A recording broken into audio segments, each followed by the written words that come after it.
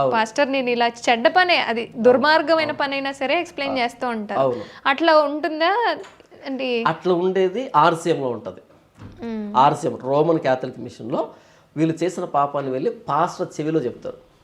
అటువైపు పాస్టర్ ఉంటాడు, విండో ఉంటుంది, ఒక తెర ఉంటుంది, ఎవరు ఏంటి అనేది తెలియకుండా ఉండడం, తెలియకుండా ఇటువైపు చెప్తారు కదా, నా పేరు జాను, నా పేరు మార్కు, మాథ్యూ అని చెప్పి. మరి ఈ తెరలు ఇవన్నీ ఎందుకు అంటే మేము చెప్తున్నది దేవుడికి అనే ఒక భ్రమ సృష్టించడానికి. ఓకే, అలా ఆయన చెవిలో చెప్పుకునేటువంటి పద్ధతి ఆర్సీఎంలో ఉంది. అందుకే దాన్ని మనం కల్ట్ అని పిలిచాం. అయినా మన పాపాలని పక్కన వాళ్ళతో చెప్పాల్సిన అక్కర్లేదు, ఎందుకంటే ఎవరు మంచోళ్ళు లేరు ఇక్కడ. ఇప్పుడు నేను వచ్చి లక్ష్మి నా పాప మీద అని చెప్పడానికి మీరు మంచోళ్ళు కాదు కదా. We are all in the same sinking boat. అందరం అదే పడవలో ఉన్నాం, మునిగితే అందరం పోతాం. కాకపోతే పై అంతస్తులో ఉండేవాడు కొంచెం ఆలస్యంగా పోతాడు, కింద అంతస్తులో ఉండేవాడు త్వరగా పోతాడు.